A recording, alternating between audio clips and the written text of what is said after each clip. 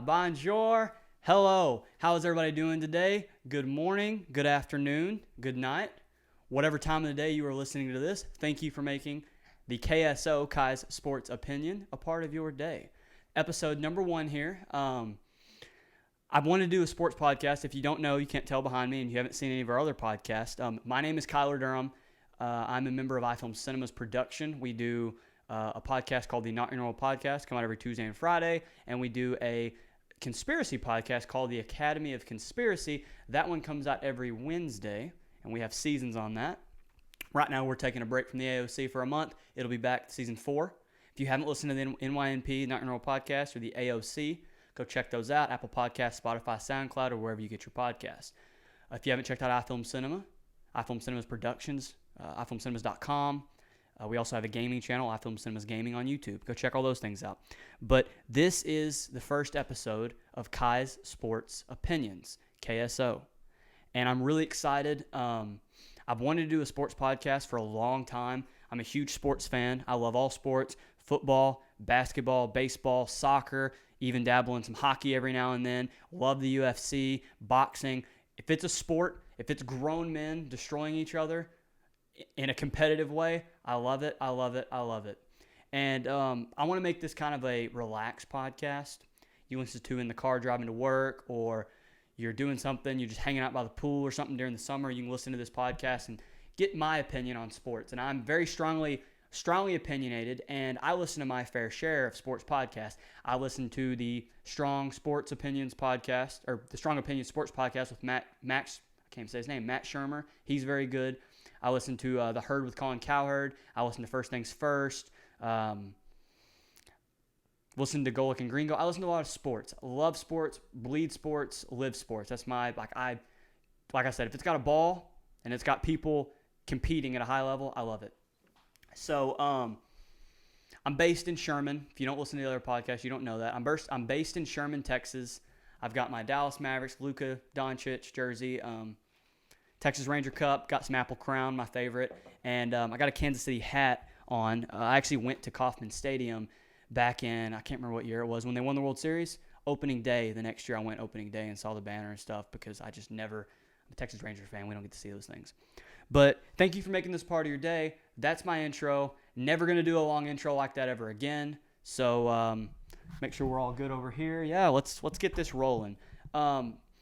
I'm going to talk about a lot of topics today, and I want to start off with the NBA. So with the whole coronavirus thing going down, and everything's been shut down. If you live under a rock like Patrick Starr, you don't know that. Hopefully you do. The NBA, the season ended, March? In the middle of March. So the season's been out for over 2 months now. And NFL, they're working to make things work there for when the season starts up. September, might have to push it back a little bit. Major League Baseball's on hold.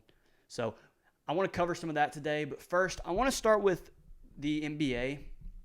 And when I'm getting to the NBA here, right now, I'll talk about the Corona stuff near the end of this podcast, but I want to talk about some trade rumors, and I want to talk about a guy that I feel like he's comparable, not as good as Russell Wilson in the NFL, but he's comparable to Russell Wilson, the way that he gets treated and the way that he gets talked about and the way that he gets snubbed. So I've never vocalized this on the Not Normal podcast, and I'll say it on here a lot. If you listen to the NYNP, you know my favorite basketball player is LeBron James. Before that, it's Dirk. Dirk's gone now. Dirk's retired, so it's LeBron. And Dallas Mavericks fan, so I talk a lot about Luka, all those guys. But a guy that you probably never heard come out of my mouth is Bradley Beal. And I am a massive Bradley Beal fan. Bradley Beal was a monster in college. Bradley Beal stepped into a role with John Wall, a very ball-dominant player, took his role, catch-and-shoot guy. I'll play some defense, kind of like Klay Thompson, but not as good. And then John Wall goes down with the Achilles, and he's been out for almost 2 years now. And the Washington Wizards have become Bradley Beal's team. And they haven't necessarily had success, but they haven't been bad. Like, they haven't been horrible. Let me, real fast, before I just start opening my mouth and saying stuff, the NBA season ended, like I said, in March. And not a great record. When I read this, you'll go, ooh, that's really bad. Without John Wall, with a lot of different injuries, their team's not very deep. They're 24-40. When you hear that, you go, oh, they're 16 games back. They've lost 16 more games than they've won. That's not good. The Orlando Magic are the 8th seed. They're 30-35. The Brooklyn Nets with Kyrie Irving, who has been hurt a little bit. They play better without him, by the way. But the Brooklyn Nets are 30-34. So they're not like they're 6 games back from those teams, but there's not like this substantial gap, and they're not one of the worst teams in the league. I mean, they're only 5 games back from Cleveland, who's got the worst record in the Eastern Conference. But there's a lot of teams between them. Charlotte, Chicago, New York, Detroit, Atlanta, and Cleveland all have worse records. They're the 9th seed in the East. With a depleted team, with one superstar who gets snubbed all the time from All-Star games, who gets, in my opinion, treated extremely unfairly for what he does, and he's very, very loyal. Goes out, busts his ass every night, puts up the numbers, puts up 26 a night or whatever he does. He's amazing. I love Bradley Beal. I love Bradley Beal's character. I think Bradley Beal's a good guy. If I'm an NBA GM and I know that Washington, the Wizards, are looking to rebuild, I definitely might be trying to go after Bradley Beal because he's a quality starting shooting guard, and with the right pieces around him, not only is would he be a multiple-time All-Star if he had the help, he could give you a good push in the playoffs. That being said, Bradley Beal's been in a lot of trade rumors recently, a lot. And the most recent one came from a couple days ago. I haven't said this first. I'm recording this on May 29th, 2020. This will probably come out beginning of June. So this will be a couple days dated, but all this will still make sense. So on the ESPN app, it says, Wizards Bradley Beal says trade rumors a sign of respect. And the New York Daily News last week reported that the Brooklyn Nets have had, quote, internal discussions about pursuing the 26-year-old Wizards guard who signed a 2-year, $72 million extension. Bradley Beal, it's not the first time I've heard this kind of talk. It's interesting to me. I look at it as a sign of respect that I've been doing good things and guys want to play with me. Then he says, that's an unbelievable feeling when you hear that Kyrie Irving and Kevin Durant want you. Shit, that's amazing. At the same time, you don't know how much there is to it or how easy it would be to do. And I've put down roots in D.C. I've dedicated myself to this town, this community. I love it here, and it would feel great to know I could grind out winning here instead of jumping to another team. But I'd be naive to say that I don't think about it when these stories come up. So when it comes to Bradley Beal, I feel like Bradley Beal needs to understand that loyalty is awesome. Loyalty is great. If you're going to be loyal in a relationship, you should be. Don't be in a relationship if you're not going to be loyal with another person. If you're going to be in an intimate relationship and have a family and stuff, you need to be. Loyalty is number one key. Then honesty. When it comes to being a professional athlete, that all goes out the door because these organizations are not loyal to you. They're not honest with you. I've heard stories of NFL players saying that they talk to the owner the day before. Even NBA players talk to the owner, the GM, the day before. They tell that player, dude, you're untouchable. No way we'll trade you. No way. And these players have said, yeah, then I get on the team plane. We fly to play a game, and the trade deadline is that afternoon, and we land, and I got to take a plane back because I don't play for that team anymore. They traded me while we're flying 20 minutes after I was told, no, man, you're untouchable. Like, we're not trading you, dude. You're our guy. We're loyal to you. So I do think in sports, loyalty goes a long way. Fans love loyalty. Guys like Drew Brees being loyal to the New Orleans Saints for all these years. Guys like legends like Dan Marino playing for the Miami Dolphins for his whole career. That's awesome. But it's very, very rare that your loyalty and an organization or corporation's loyalty is going to match up. Usually yours is going to be up here and the corporation's is going to be down here because it's about business. It's about business. It's about making money. It's about making steps forward. And if having you there is not making steps forward, that company, organization, sports franchise, whatever, is going to do what they need to do to make more money and make revenue and move forward, not be in a stalemate and move backwards. The Washington Wizards the last couple of years with Bradley Beal have been in a stalemate. They're not a bad team, but they're a fringe playoff team. They're not winning a championship. So if I'm Bradley Beal, I do see that as a sign of respect, that you understand that I'm not going to win here, and you're not going to get me the pieces, and John Wall's not the guy. So you're going to get pieces for me and put me with Brooklyn, maybe with Kyrie and Kevin Durant whenever they both get healthy, and give me the best opportunity to win. I'd love to do it here because this is where y'all drafted me. I've grown up in this community. I've become a part of this community. The last 4 or 5 years I've played here. But you got to look at guys like Anthony Davis who are super loyal for the longest time. He was loyal to New Orleans. They got him Drew Holiday. That's it. LeBron the first time, super loyal to Cleveland. They don't get you any help. And then it hurts the good part of your career, that early part of your career when you can really come into the league and make an impact early and create a legacy. And instead you're running through the mud and your organization getting you help. So I do think it is a sign of respect for Bradley Beal. And I don't like Kyrie Irving at all. I don't like Kevin Durant at all. I understand why Kevin Durant went to Golden State, but I don't like him at all. But I do think it would be really, really interesting and really, really cool, and I'd love to see the Washington Wizards trade Bradley Beal to the Brooklyn Nets. I think that'd be really cool. I hope it happens for NBA's sake, because having a trio like that, a nasty, nasty three-headed monster like that, you got two in the backcourt, Kevin Durant in the front court, that's amazing. One of the best shooting backcourts and front courts in the NBA at that point. And Brooklyn had been good for a while. I'd like to see Brooklyn kind of make some moves. And like I said, we'll see what happens. And for Washington, you can have a fresh slate. You work out John Wall's contract. You get it off the books when it expires. You let him go somewhere else. And then you got those picks from Bradley Beal and you start over. But, yeah, the Bradley Beal trade rumors, interesting to me. And honestly, I'd love to see it happen. So, second topic here. I'm going to transition straight from basketball right into the NFL. Football is the first sport that I fell in love with. My dad, when I was 1, 2, 3 years old, every Sunday we go to church, and then we come home and watch the Dallas Cowboys game. Monday night, doesn't matter what we got going on, we watch the Dallas Cowboys game. Thursday night, watch the Dallas Cowboys game when they're on. So I'm a massive Dallas Cowboys fan. I know people hate that. They're America's team. No, they're not. New England's been America's team for the last 20 years. But I love football. I love basketball a lot. I love baseball. But football always, if I'm picking which one to watch, I'm going to pick the NFL. I love the NFL. But I saw an article on the ESPN app earlier today, and I just kind of thought in my head, I was like, you know what? First episode, that topic's going to be on there. And it is, how committed are NFL teams to their quarterbacks?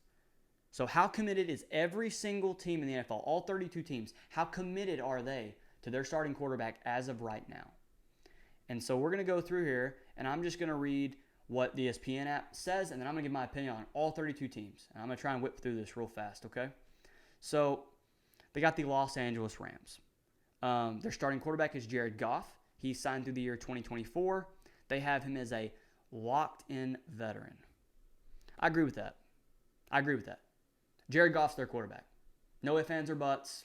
Nothing. There's no backup that's going to compete with him. Jared Goff's their quarterback. And Jared Goff's a quarterback that if you get him help, if you get him the pieces around him, you can win. He's been in a Super Bowl with the pieces around him. But he's not Russell Wilson. He's not guys like Deshaun Watson. He's not even Aaron Rodgers to a point. He's not guys like that can win with less. Sometimes less is more, you know? So guys like him, guys like Baker Mayfield, even guys like Dak Prescott, who I'm a Dallas fan, but guys like Dak Prescott, they need help around them. They need a formidable running back. They need weapons on the outside. They need a defense to keep the game close so that it doesn't turn into a shootout. That's what Jared Goff is. But Jared Goff is good quality starting quarterback. He's locked in. That's their guy. Nothing there. Tennessee Titans, Ryan Tannehill, signed through the year 2023. They have him as a locked-in vet. He signed a contract this year, a 4-year, $118 million contract. He signed it on March 2020 of this year. $62 million fully guaranteed when he inked that contract. Ryan Tannehill, that's a weird one because Ryan Tannehill really, really revamped his career. And in Miami, it's not really doing it. And then comes to Tennessee, Marcus Mariota poops the bed like he does every year, and Tennessee Titans got a blessing in Ryan Tannehill. I think Ryan Tannehill's locked in. Maybe they draft a young quarterback next year, and like 2 years from now, he's like pushing Ryan Tannehill out the door. But as of right now, as for this next season, Ryan Tannehill is their starter. Doesn't matter what happens unless he gets hurt. Like he can play like doo-doo. Ryan Tannehill is their starter. So number 3, the Minnesota Vikings. This one's interesting to me. Kirk Cousins. Kirk Cousins is their starting quarterback. He is signed through the year 2023. Got a 2-year, $66 million extension March 2020 as well, just like my boy Ryan Tannehill, including $61 million guaranteed, almost identical to Ryan Tannehill's contract. Kirk Cousins locked in as well. They're not going anywhere with Kirk Cousins. They're not. They might make the playoffs. I wouldn't be surprised. They're not beating anybody in the playoffs. Kirk Cousins is a guy, I don't know what his record is on Monday Night Football. It's not good. Kirk Cousins, just when the lights are the brightest, Kirk Cousins doesn't show up. Guys like Kobe, guys like Tom Brady, guys like Michael Jordan, guys like, well, not even Peyton Manning. Peyton Manning didn't really show up when the lights were the brightest sometimes. But guys that are super duper clutch show up when it's clutch time and it's a really important game or it's a really important in football drive or in the NBA possession or whatever. Those guys show up and you know they're always going to show up. You can count on Kirk Cousins not showing up. Big game, Kirk Cousins he's not putting out that performance that you need. But that being said, he's still extremely accurate, serviceable quarterback. You can win games, you can make playoffs, you can win divisions with him. A little overpaid, definitely, but every NFL quarterback now in the league is almost overpaid. But you can win with him. No Super Bowl runs, but you can win. You can keep your franchise afloat with him. So he's locked in. I don't see anything happening there either. I actually see him being their quarterback for next 3-4 years. So he'll definitely play out this contract. I like this one. The Philadelphia Eagles. Their quarterback is Carson Wentz. He signed through the year 2024. They have him as a locked-in veteran. ESPN does. I disagree. Carson Wentz is not a locked-in veteran. Carson Wentz is not locked in for their starting quarterback position. I think Carson Wentz is one of the most talented quarterbacks besides Patrick Mahomes, besides like the arm strength of Brett Favre that I've ever seen. I think Carson Wentz is very, very talented. As saying this as a Dallas Cowboy fan, I think Carson Wentz is so talented. He's unbelievable. But he's hurt all the time. He'll play 6-7 games this year, 8 games this year, 9 games this year, and he's going down. It's going to happen. He's just so injury prone because holds on to the ball a little too long, a little hesitant to make those decisions, to make that pass in a tight window. Maybe doesn't read coverages as well as everybody thinks he does. I'm not really sure. His mechanics, fantastic. Arm strength, fantastic. Mobility, fantastic. Like all the boxes, check. But just that one box at the bottom, dependability, accountability. There's an X in that box because he's hurt every single year. When he plays, MVP candidate. Fantastic. This last year ripped my heart out playing with lawn chairs as his wide receivers. No wide receivers. He had Zach Ertz as his target. Running backs, extremely hurt. Their offense was so depleted, and Carson Wentz drugged them to the playoffs. Carson Wentz is amazing. If Carson Wentz stayed healthy, Carson Wentz could be a Hall of Fame quarterback. But Carson Wentz isn't going to stay healthy. His contract's through 2024. Being a football fan, I would love to watch Carson Wentz be healthy and be competitive with my Dallas Cowboys and push them and even beat them. That's okay. I'd love to see. I like seeing these quarterbacks at these high levels be successful, even if it's for the Giants, the Eagles, the Redskins, teams I don't like. Even Houston. I'm not a huge fan of Houston. Love Deshaun Watson. I like seeing these guys be successful, even if it's at the expense of my team. But Carson Wentz, I disagree. He's not a locked-in veteran. I feel like he's your starter for sure. If you didn't start the dude, you get fired. You wouldn't be a head coach in the NFL. But you got to have a backup plan because the dude's going to get hurt. That's all I'm saying there. I love Carson Wentz, but don't think he's going to play out this contract because he's just going to get hurt so much. He might play it out as a backup, and he's the most overpaid backup in the league. But I think he's going to get hurt enough that they move on. But I hope not. I like Carson Wentz. Number 5 on this list, the Cincinnati Bengals. Nothing to say here. He's their day one starter. Fantastic in college. I don't really like drafting a quarterback with the number 1 overall pick, but Arizona did it last year with Kyler Murray, and they went 5-11, I think, 14 or they went 4-12, 5-11. But he had a good year as a rookie. There's growing pains and stuff, and you have a rookie head coach. He had a good year, so can't really say anything about that one. I didn't like that pick either. There's not much I can say about Joe Burrow. Of course, he's their quarterback. I mean, a day 1 rookie starter. Even if he goes 0-16, he's going to start all 16 games. So for this year at least, and probably next year as well, yeah, Joe Burrow's their starter. No, nothing more to look at there for the Bengals. This one, hell yeah. Number 6, Seattle Seahawks. Russell Wilson signed through 2023, locked-in veteran. Absolutely, the dude never gets hurt. Mobile, can read defenses, can put the ball in places that even Patrick Mahomes can't put it. Dude is, in my opinion, one of the best quarterbacks in NFL history. If you have ever listened to this podcast right here, the NYMP, I've went on rants about Russell Wilson. I love Russell Wilson. Russell Wilson is the man. Freaking love him. So, yeah, Russell Wilson's locked in. He's starter. Give him the bank, dude. Back a Brinks truck up to his house. Number 7, Miami Dolphins. Tua Tagovailoa. He might not even play this year, which he shouldn't. I don't like starting rookie quarterbacks. If I was a coach or if I was a GM, we're not starting our rookie quarterback we just drafted. I don't like throwing guys out to the dogs. That's how you get guys hurt. That's how you get Carson Wentz hurt. You throw him out to the dogs too early. That's how you get guys like RG3 hurt. You throw them out to the dogs. I like whenever you let a quarterback sit like Patrick Mahomes behind Alex Smith. You let him sit for a year. Like Aaron Rodgers behind Brett Favre. You let him sit like the Packers are doing with Jordan Love. You let him sit. So I do think Tua will be their franchise quarterback. I think they're extremely committed to him. They drafted him with the 5th pick. They better be committed. The 5th pick, 4th pick, whatever it was. They better be committed. Ryan Fitzpatrick's their starter for the year. I mean, even if it goes bad, Ryan Fitzpatrick's their starter.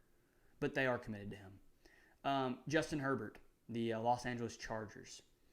I don't like the Justin Herbert draft pick. I don't think Justin Herbert's going to be a successful NFL quarterback. That's just my opinion. But you just drafted the dude. You better be committed to him. That's all I got to say on that one. Atlanta Falcons, Matt Ryan. Yeah, dude, they're committed to Matt Ryan. I don't think Matt Ryan's that great. Matt Ryan's won an MVP. Matt Ryan's been in a Super Bowl. Matt Ryan does this. His career trajectory is that. He has a great year, bad year, great year, bad year, great year, bad year. Very inconsistent, but yeah, they're committed to their quarterback. The dude's going to retire there. They're not pushing him out the door ever. Number 10, Green Bay Packers. Everybody over-exaggerates. They drafted Jordan Love. I love the Jordan Love pick. You're preparing for Aaron Rodgers to retire. You're preparing. He's got about 3 years left, 4 years left. He'll be 40 at the time. He'll probably retire. He wants to play into his 40s. It's not going to happen. He'll get injured again, maybe when he's 38, 39. So they're committed to Aaron Rodgers. It doesn't matter. They can go 1-15. They're not going to. But they're committed to Aaron Rodgers. Arizona Cardinals, Kyler Murray. Dude, they moved Josh Rosen out of town for Kyler Murray. They're committed. They are committed to Kyler Murray. Second-year player, played very well this last year on his rookie year. They didn't win a lot of games, but he didn't play bad. He didn't make mistakes and cost them football games. Their defense did that, but he played well. I like Kyler Murray. Number 12, the Tampa Bay Buccaneers, or Tampa Bay. Their quarterback, Tom Brady. 2-year, $50 million contract. They're committed to Tom Brady for 2 years. Of course, I think it'd be in their best interest next year, if I was them, after this season, do some finagling, trade some picks and stuff, try to move up in the first round. I don't like drafting quarterbacks in the first round very often, but I think you can find some gems later, like Russell Wilson and guys like that. But they might want to move up and draft one of these young quarterbacks that are going to be coming in this draft next year.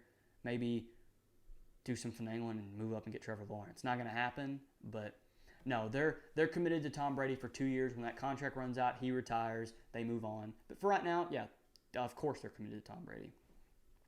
The New York Giants, their quarterback is Daniel Jones. He signed through the year 2022 on his rookie deal. Now, they drafted him last year, 6 overall, and the resemblance between him and Eli, like just how much they play the same to me. I mean, he scrambles a lot more than Eli. He can move more than Eli, but just their personalities, they're both kind of awkward. They're both really good in the quarterback room from what I've heard. Now, you spent the 6th pick on a quarterback, and he fumbled a lot last year, but he didn't look bad. Didn't look great, but didn't look bad. Giants would be foolish to try and get somebody else in that position to try and restart with another quarterback right after you drafted Daniel Jones with your first-round pick. So, no, I think they're committed at least to his rookie deal and probably farther along than that. So, no, the Giants are committed to their quarterback. The Carolina Panthers, Teddy Bridgewater, signed him this year to a 3-year, $63 million contract, including $33 million guaranteed. With Teddy Bridgewater, they're not committed to him. They just needed someone to fill this void, this Cam Newton void, while they get a new quarterback, while they look for a quarterback in the draft, and while they groom this guy. They're committed to Teddy Bridgewater for 2 years, maybe 3. He might play out the contract, but they're going to draft a young buck, and he's going to be on Teddy Bridgewater's heels next offseason, looking to get that starting job. And by Teddy Bridgewater's 3rd year on that contract, this rookie's 2nd year in the league, you'll be handing the reins over. Teddy's gone, and this rookie comes in. So no, they're not committed to their quarterback. They're gonna move on from Teddy once this contract runs out and have a young quarterback. The clock's ticking. New Orleans Saints, Drew Brees.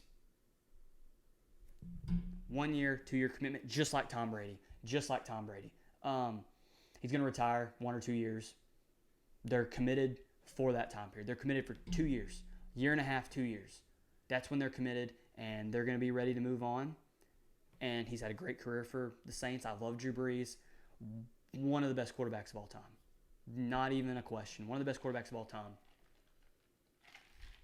But I think that they're committed to him because they have to be. And when he calls it a career, then they're going to move on. They're already making moves to try and get a young quarterback in there. They have Taysom Hill, he's more of like a plug-in player than he is a quarterback. But I think they draft a quarterback in this next year's draft, and they sign a free agent or something like that, and they get ready for life without Drew Brees. So 1-2 year commitment, not a long commitment because of his age. Pittsburgh Steelers, Ben Roethlisberger. Dude, they're committed to this dude so much, it's ridiculous. He can play till he's 50 and they'd keep him. They're committed.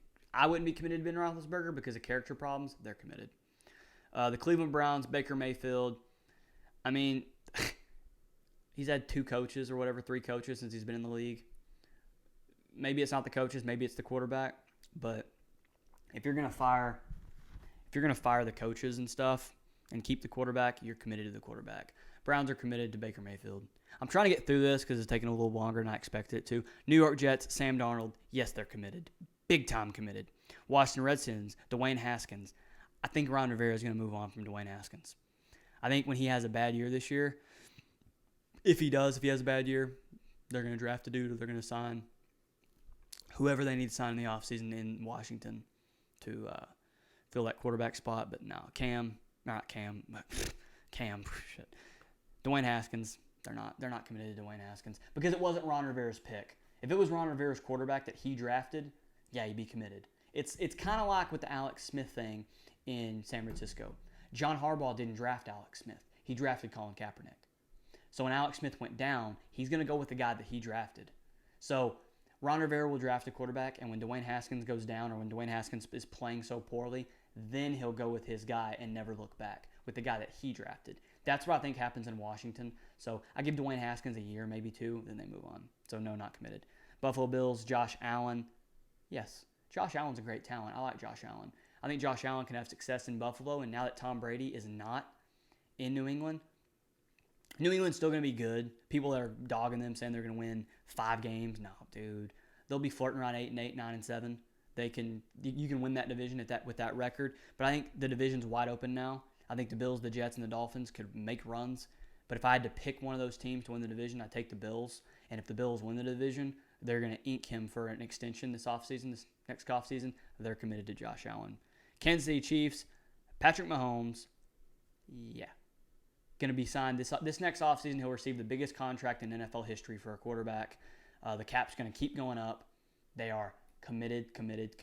They're more committed to Patrick Mahomes than Jehovah's Witness is to Jesus. They are so committed that it is ridiculous. Number 22, Deshaun Watson. Yes, once again, committed. He'll get a huge contract too this offseason. He'll get an extension. He'll be one of the highest paid quarterbacks in the league. Yeah, he saves that team. I'm about to take this off. It's making my head itch. No, they will definitely, they're committed to Deshaun Watson. Dallas Cowboys, Dak Prescott. Dallas wants to be committed to Dak Prescott, but I understand why they're not. Me personally, I watch every game. I'm not committed to Dak Prescott as the Dallas Cowboys quarterback. And honestly, I'd like to see another direction, but that's just me. I've had people like Hayden on the Not Normal podcast that's bent me over a barrel getting mad about Dak Prescott, about how much he likes him. So there's people, it's just like with Tony Romo. I love Tony Romo. A lot of people hated him. I don't really like Dak Prescott that much. People love him. So it's always a split right down the middle when it comes to Dallas Cowboy fans about their quarterback. Dak's just too inconsistent. I mean, Dak's consistent, but he's inconsistent. Like, I know what I'm getting from Dak every week. It's not horrible. He's never going to come out and lay a goose egg. But he's never going to come out and score 50 points. He's never going to come out and throw for 500 yards. He's not. He's not. He's going to get about 230 yards throwing, maybe 30 yards on the ground. He'll throw 2 touchdowns, maybe 2 touchdowns, might throw a pick. That's what you're getting from him. He's not great. He's not bad. You can win with him. You can't win big games with him. Kind of like Kirk Cousins, but Kirk Cousins puts up much better numbers and more accurate. So I don't really know about the Dallas Cowboys. This says that they're on the verge of commitment because they're flirting with giving him that big deal. I think Dallas will screw themselves if they give Dak Prescott a big deal, but I hope they don't. I really make him sign the franchise tag. If he has a good year, then give him the contract. If he doesn't, let him go. That's what I think, but what do I know? I'm not a GM. Number 24, Baltimore Ravens, Lamar Jackson, committed. Next, Indianapolis Colts, Phillip Rivers. They got him for 1 year. They're not committed to Phillip Rivers. It's just, let's try to win right now. Let's try to make a playoff run right now. That's what they're doing. No, they're not committed. San Francisco 49ers, Jimmy Garoppolo. He got you to a Super Bowl. Yeah, the defense played well. Committed. Detroit Lions, Matthew Stafford. I don't think they're committed to Matthew Stafford. I think Matthew Stafford's out the door sooner than everybody thinks. His contract runs out in 2022. I think they move on. I think they let him test for agency. I think they move on. The Las Vegas Raiders, Derek Carr. Same thing with Matthew Stafford. Matthew Stafford's just been better. Derek Carr's contract runs out in 2022. I don't think they're committed. I think they let him play out the contract and let him go. Let him walk. Chicago Bears, Mitchell Trubisky. His contract runs out this year after this season. Dude, they're letting him out the door. They're pushing him out the door. You can't bench the guy that you drafted. The GM that drafted him is still the GM of the Bears. If you bench the guy that you drafted, you're basically admitting to management and you're admitting to the fans that you messed up. So you're going to roll with your guy. You don't have to re-sign him. They're not committed to Mitchell Trubisky. They never have been. They never will be. And nobody ever will be committed to him. He'll bounce around the league and he'll be fighting for a starting spot, but he'll never have it. Denver Broncos, Drew Lock. I think they're committed to Drew Lock. Drew Lock does a lot of good things. I really like Drew Lock. I like the Denver Broncos. I think they're going to make some noise in the AFC West. I think they finished second behind the Chiefs. I think they have a very, very good year, and I'm excited for Drew Lock. But no, committed for sure. New England Patriots, Jared Stidham. Here's the one that everybody's going to love on this one. No clue. I don't know what they think about Jared Stidham, and I couldn't tell you. Probably not committed because if people recall, they won a Super Bowl. The Patriots won that Super Bowl with Tom Brady, and they had Jimmy Garoppolo as the backup. And they were ready to push Tom Brady out the door and have Jimmy Garoppolo slide in off of a Super Bowl MVP season. You lose in the first round this year in the playoffs, and you're begging a 40-year-old Tom Brady who had one of the worst seasons of his career, you're begging him to come back. What does that say about Jared Stidham? So I don't really know what they think about that, about Jared Stidham. And the last team, the Jacksonville Jaguars, their quarterback is Gardner Minshew. I like Gardner Minshew. I think Gardner Minshew is very underrated. If I was them, dude, I would be committed to him. and I wouldn't go anywhere else. I would stick with Gardner Minshew and build around that guy, and draft some offensive linemen, get some defense, sign some dudes in free agency, get him some help, get him some weapons, get him a better running back. They should be committed to Gardner Minshew. I think they are, but I'm not really sure.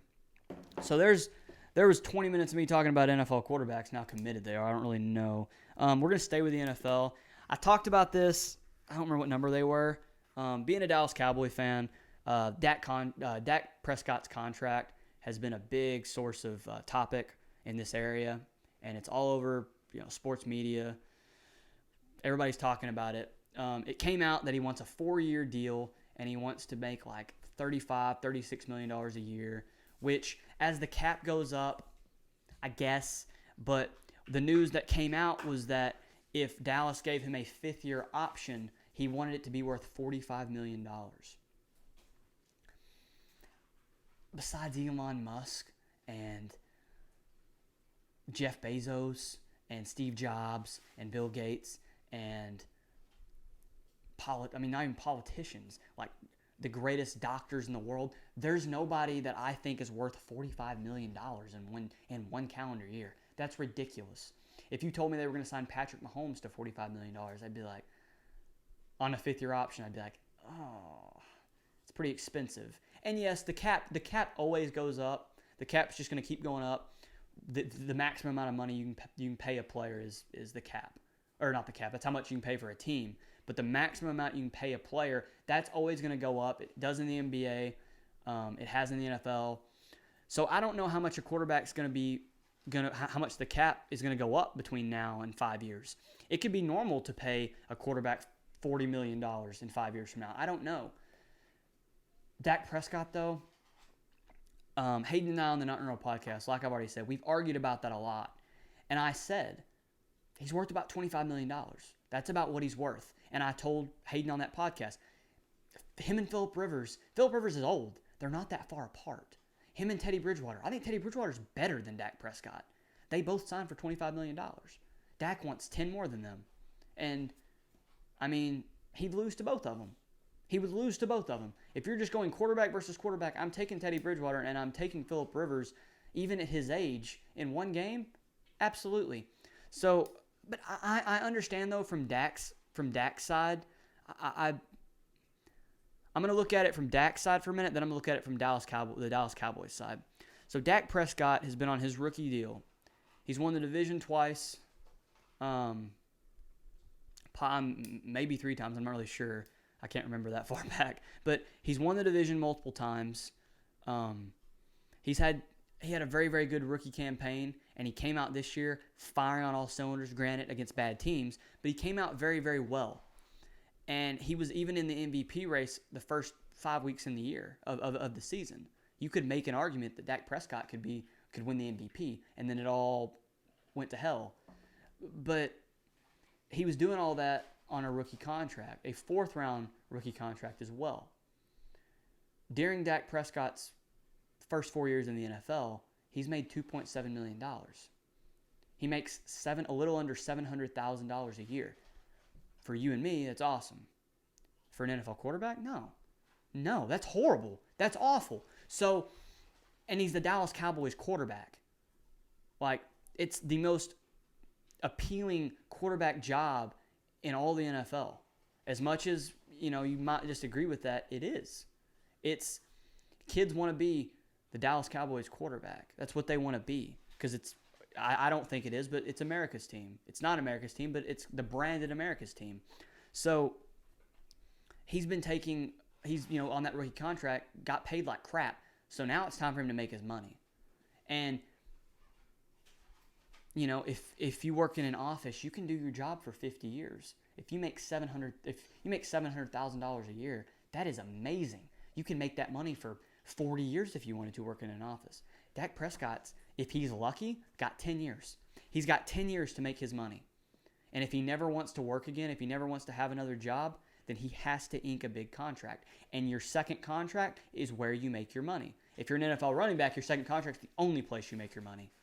If you're an NFL quarterback, your second and third contract is where you make your money. And then your fourth contract, you might not even get it, but your fourth contract is where you're probably taking a back seat teaching guys, being a veteran, and you take less money for the team like Tom Brady's done. But I understand why Dak Prescott wants the money. Now, I understand why the Dallas Cowboys don't want to pay him the money. Because you can look and go, dude, you did what Tony Romo's done. Week 17, you don't win the game. In the playoffs, you got one playoff win. You don't come up big when the lights are brightest like Kirk Cousins. You don't come up big like Kobe Bryant. Game's on the line. Kobe's ending the game. Dak Prescott's giving the game away.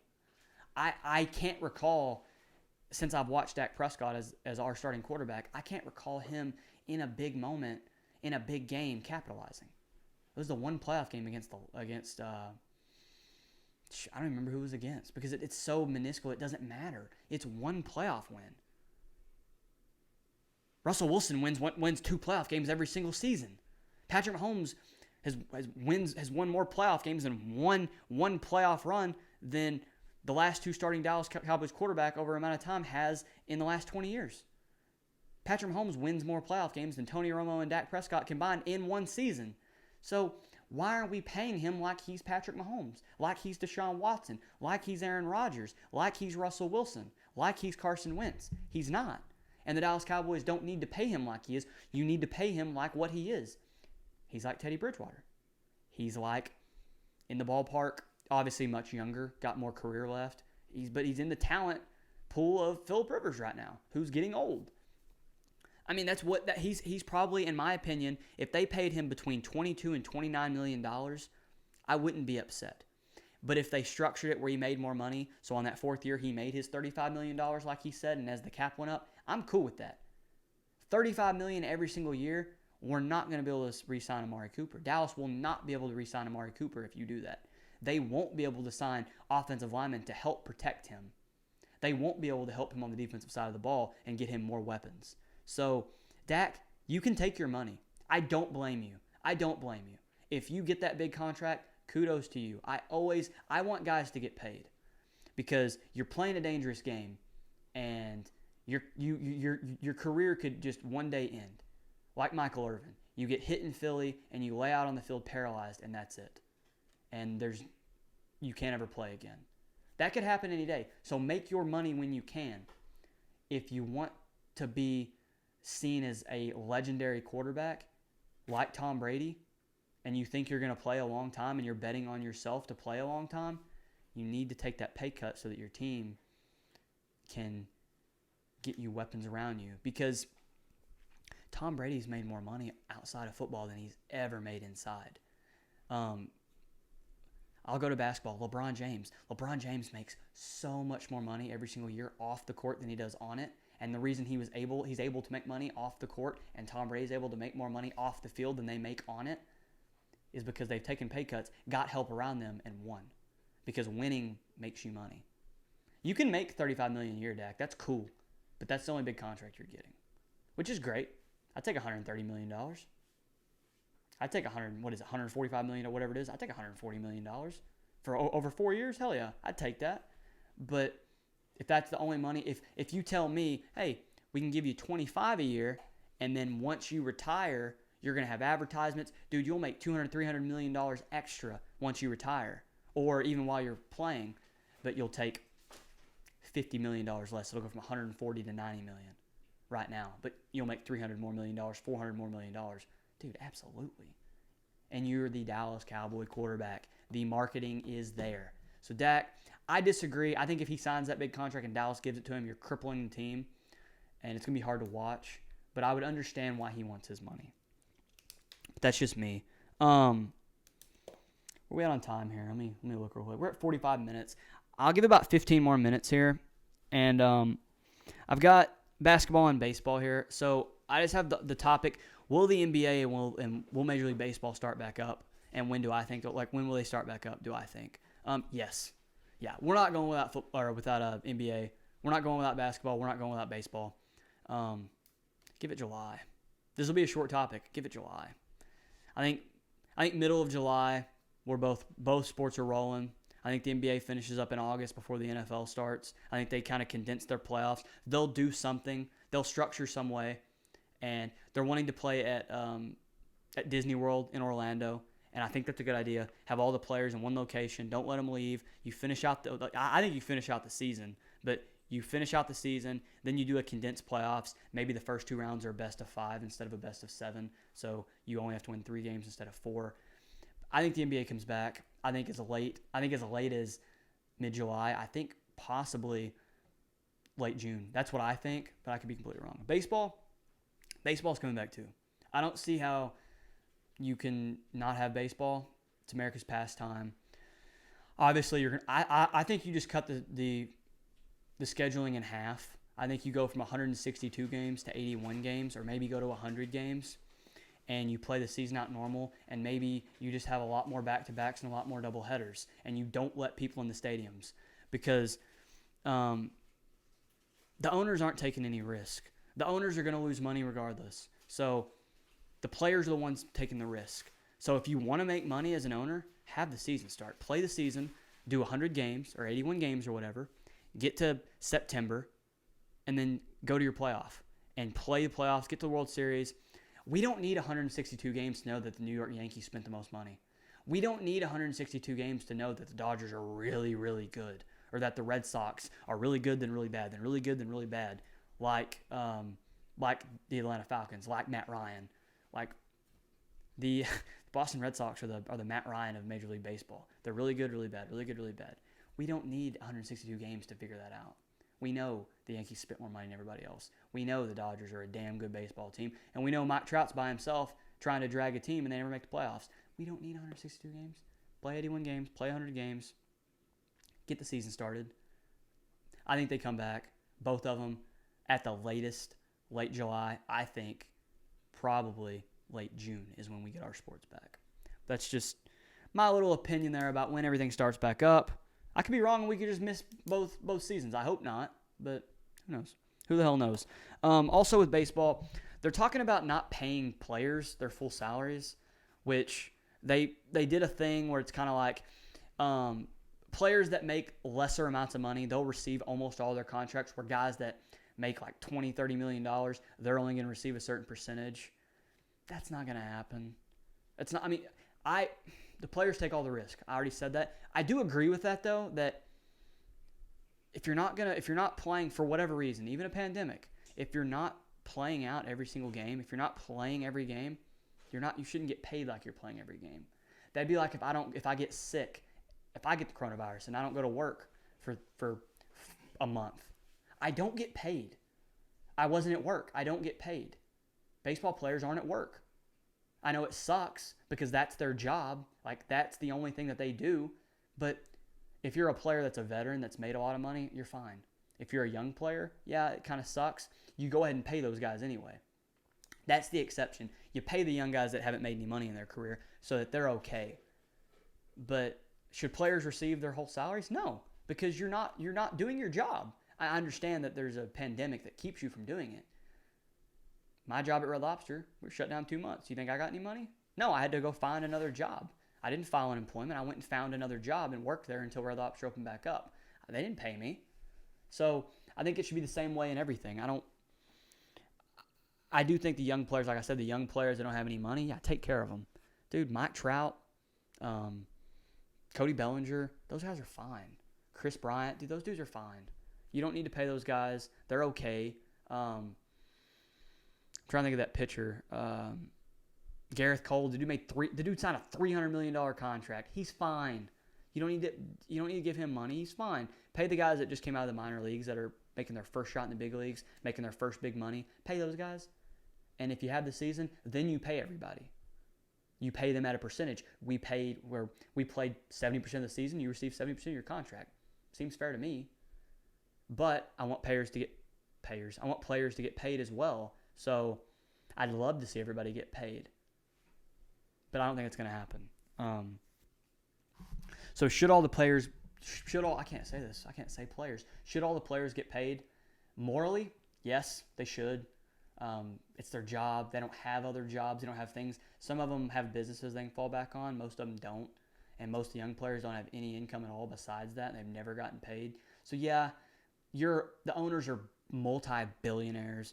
Dude, they can eat $100 million and pay their players. Go ahead and pay them. Should they get paid? No. You're not doing your – I mean, I didn't get paid when I wasn't at my job because of the coronavirus. Why should you get paid millions and millions of dollars? And when players are whining about it and crying about it, it makes you look entitled. It makes you – it's not a good look, but I understand. I understand where the players are coming from. You know, if I just signed a huge deal, if I've been playing in the minor leagues for 4 years and I sign a $40 million contract with the Texas Rangers and then this happened, I'd be pretty pissed. Pay me. I signed the contract, pay me. But I get it.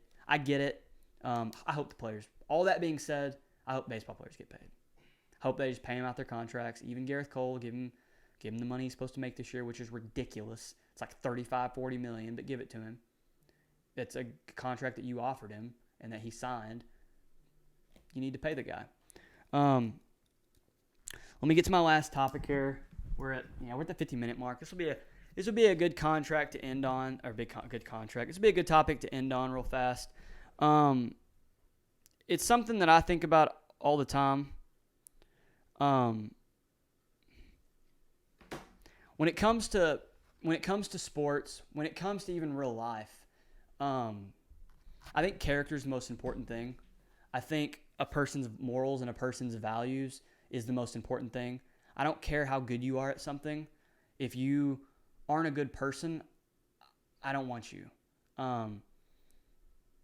If iFilm Cinemas Productions continues to grow the way that it grows, and Aaron and I need to start hiring some employees to help work for us, to help us edit videos, to help us make videos, stuff like that, to help give us ideas, camera crews, stuff like that. If it continues to grow, I don't want the greatest cameraman in the world who's hard as hell to work with, who is an asshole to everybody on the set, who nobody gets along with.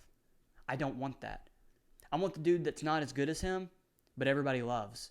He's a good guy, good woman, family person, loves people, easy to work with, easygoing. That's more important. Your character is in everything is more important than your talent. But it seems like all the time, and especially in sports, talent trumps character, and it's wrong.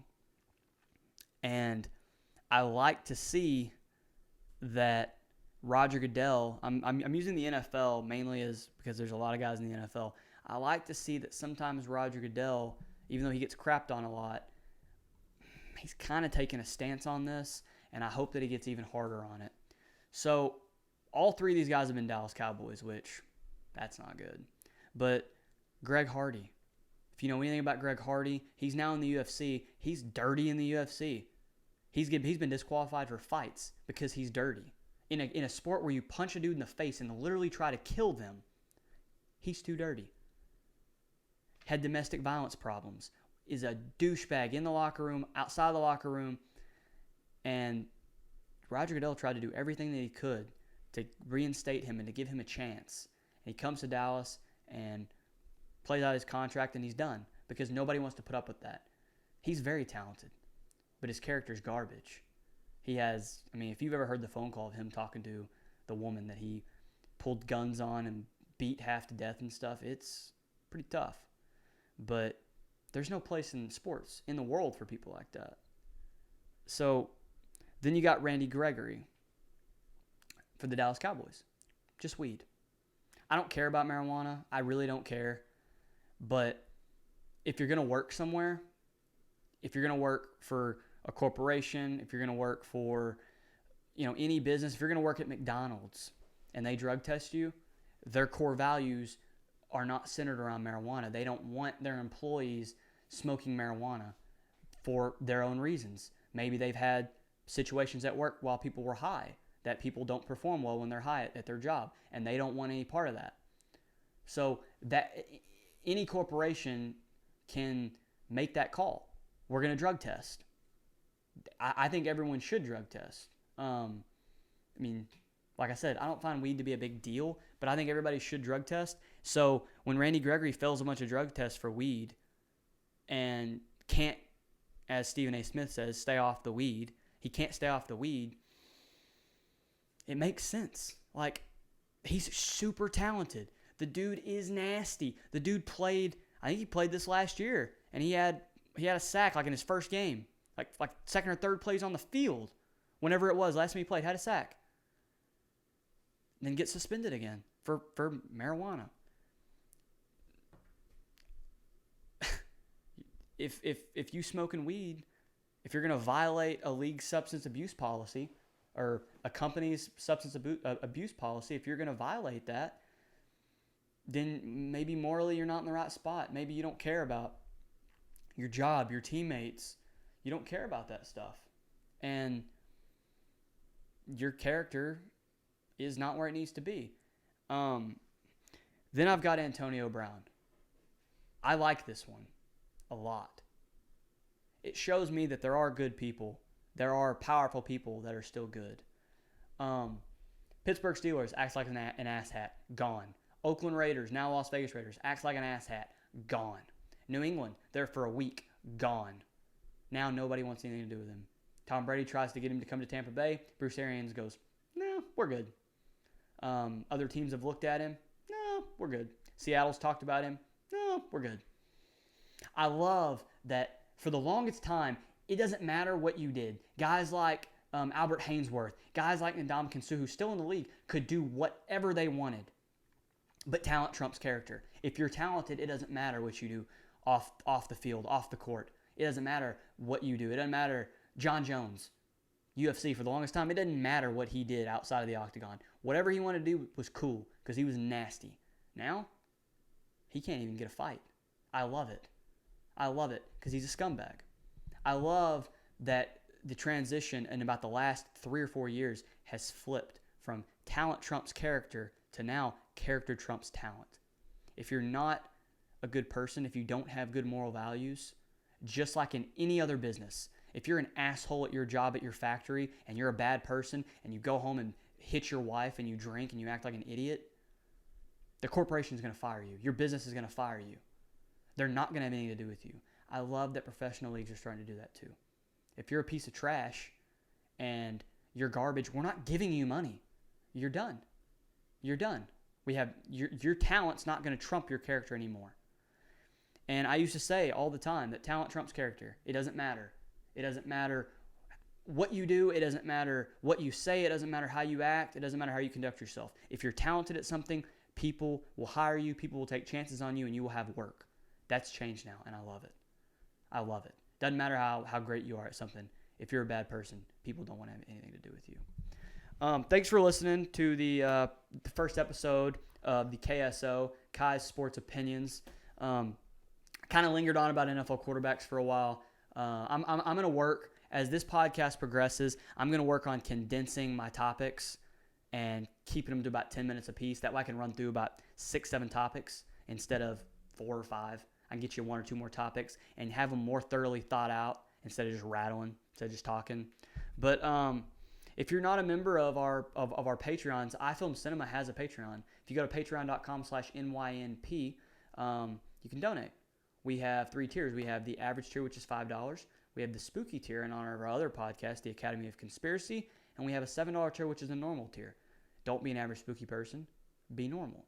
And right now, if you do become a Patreon subscriber, we don't keep any of that money. iFilm Cinema doesn't get it.